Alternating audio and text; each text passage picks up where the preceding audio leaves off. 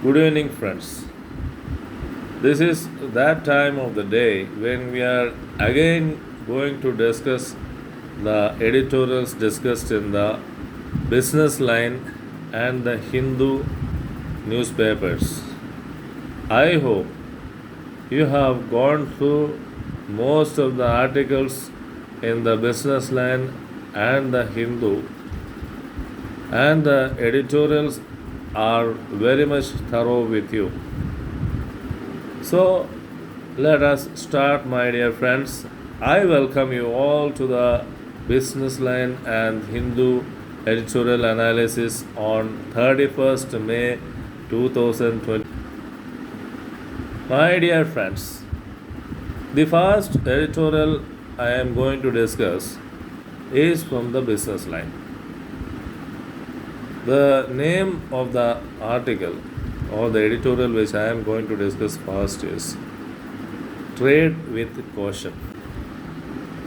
Friends, do you know India has recently agreed to be a part of Indo-Pacific Economic Framework for Prosperity.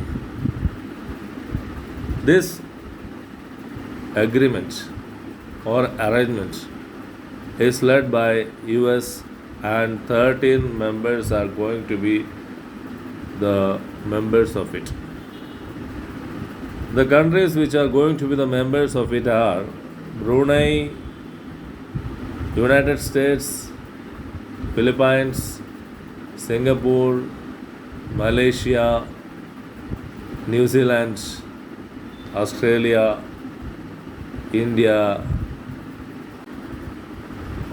Friends, this arrangement is going to counter China in the Indo-Pacific region. In 2017, we know that the Trump administration in US had withdrawn from Trans-Pacific.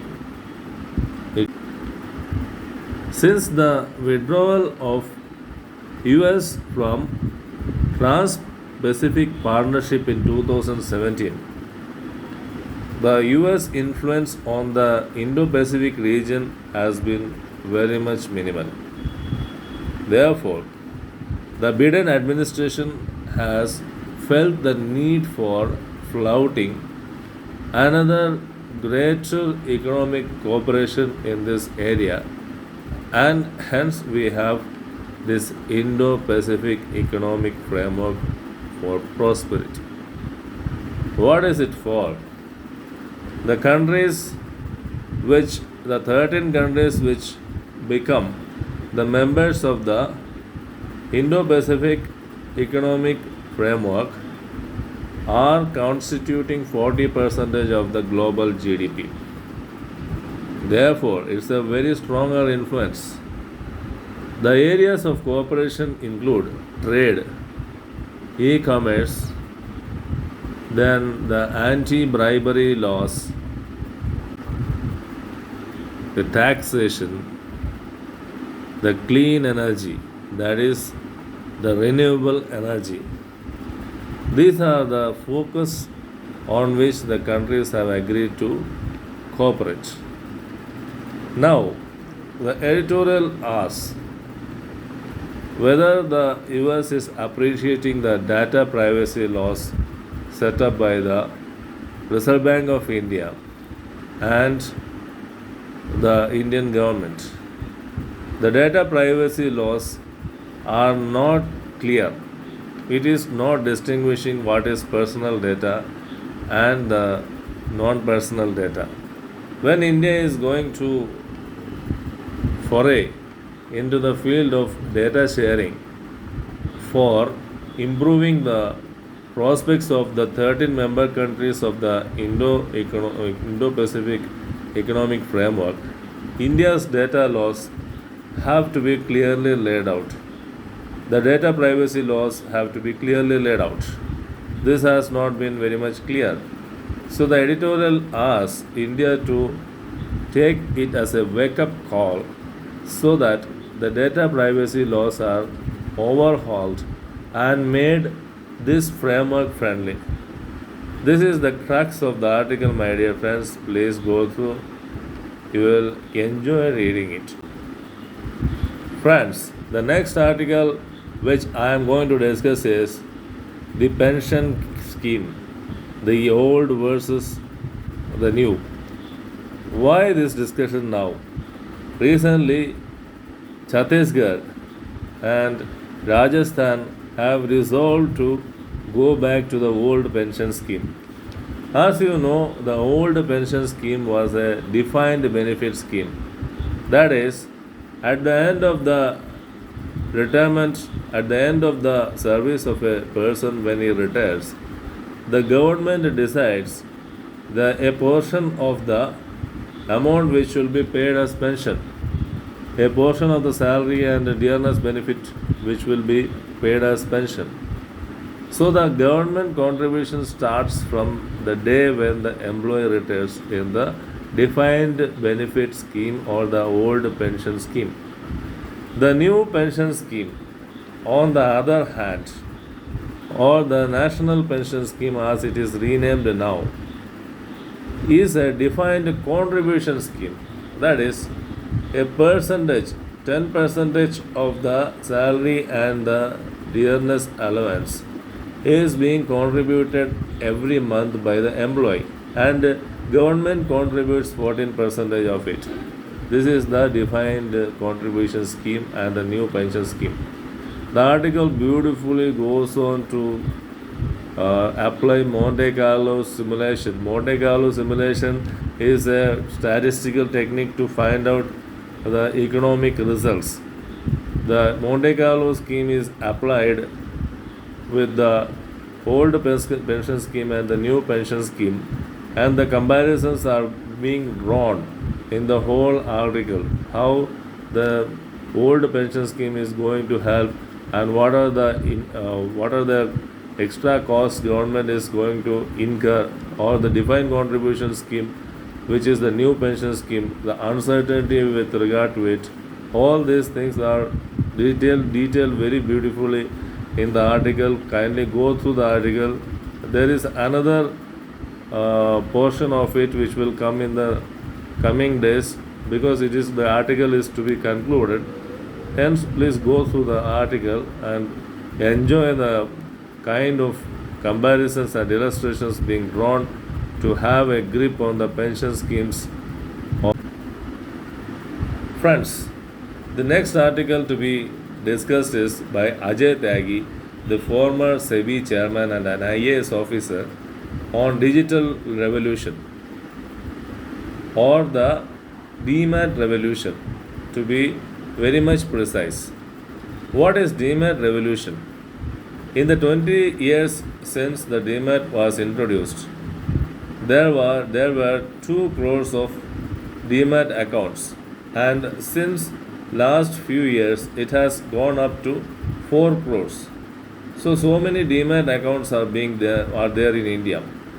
Ajay Tyagi shows some of the areas in which the DMAT account holders can be made participating.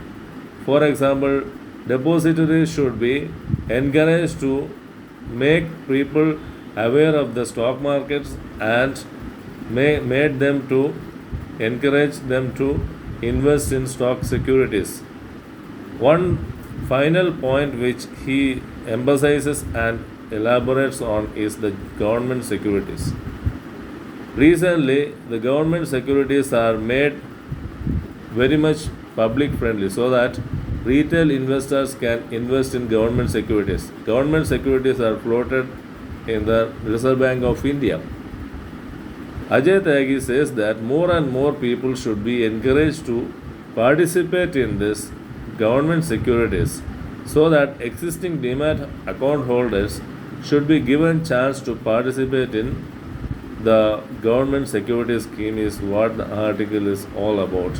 Kindly go through the article. It's a very interesting article, and I like the term, the DMAT revolution. It is exactly the DMAT revolution which is going on. Earlier there were 4.1 crores till 2020. Now there are 9 crore plus demat account holders. So this is truly a demat revolution which is happening, my dear friend. Coming now is the discussion on the Hindu editorials. The Hindu editorials are very interesting and it throws some light on sports, the statecraft, and the schooling. The first article to be discussed today is Born to Win. It refers to the Gujarat Titans win over Rajasthan Royals in the recent Indian Premier League match. The article goes on to take emphasis on some of the greater performances of the Rajasthan Royals team and the Gujarat Titans team. The Gujarat Titans have excelled as a new performer, have excelled very beautifully among the 10 teams to become the emerging winner. The emerging winner, the winner of the IPL tournament. The article goes on to say that the Rajasthan Royals could not pay a very fitting tribute to Shane Warne, the demised captain of the Rajasthan Royals. Yet, it throws some very interesting aspects, especially the failure of Mumbai Indians and the Chennai Super Kings to make it to the finals. This is a very interesting point to be noted. Though the IPL's TPR ratings are waning, yet IPL is in making some interesting points in this manner. The new persons, the new teams are emerging as winners, makes the IPL is a very competitive and tough competition, and IPL is here to stay is that the article tells all about.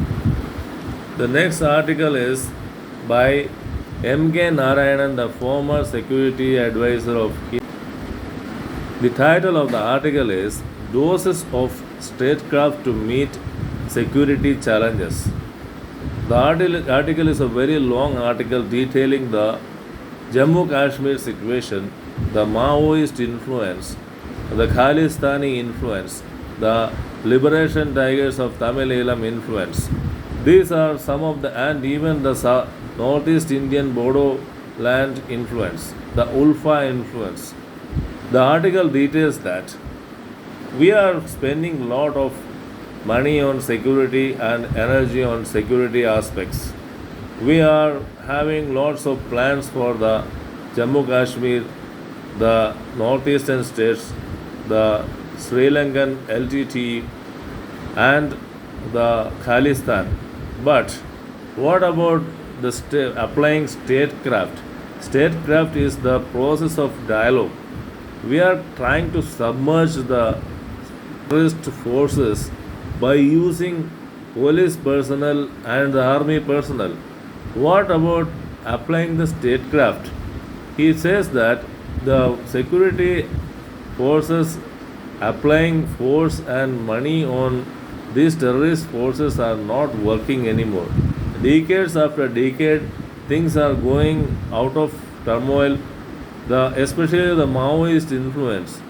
The Charu Majumdar's Maoists Naxalites have now become a very much ideological people now. Though they are found to be having brutal killings sometimes, their ideologies are going on passing from generation to generation. What about the LTT? With the economic weakness of Sri Lanka now, there must be a chance of resurgence of LTT. So, the submergence or the use of force and security forces to submerge or the control the security, the control the terrorists is not enough, is what the article is all about. Use of statecraft. Statecraft means use of dialogues with the terrorist organizations to understand, to educate, to make them know about the situations is what is needed, is the article is all about. Education data needed that engages the poor parents. It compares the data compiled by the Indian government and the NGO organization. Friends, the next article is about education. It is one NGO has formed the annual status of education report on the education in states. The central government is having the national achievement or the national achievement survey. The article goes on to say that there is a national level policy on education, but what about the local levels of education policy? That is not available now. The parents are not participating in the surveys. The parents' voices are not heard in the surveys. The article goes on to expound the difficulties which are emerging out of the national policy. The national policy determines only one thing: changing the history, changing the history topics. This national policy is not achieving anything anymore. So, the parents, the poor parents at the local level and the school level, and the local governments must be consulted on education policy, is what the article is all about. The article is a very beautiful article pointing fingers at the educational policy of India today and how poor parents are being ignored by the policy after policy while framing the educational future of the children. The poor children are suffering and the poor parents do not know what to be done. Poor infrastructure in schools is very much harking. So the article is beautifully showing the very much vulnerable areas of the educational policy which is being operating in India. My dear friends, it's time to conclude, and I bid adieu for today now. I hope all these articles have been very much interesting and throwing light on some of the important issues the country is facing today. And you must go through all these articles religiously so that your awareness of the topics discussed today in India is being analyzed in the kaleidoscope of eminent writers who write articles in the Hindu and the Business Line. I bid adieu for now. To meet you tomorrow with some more articles from the Hindu and the Business Line. Till then, bye. Good night.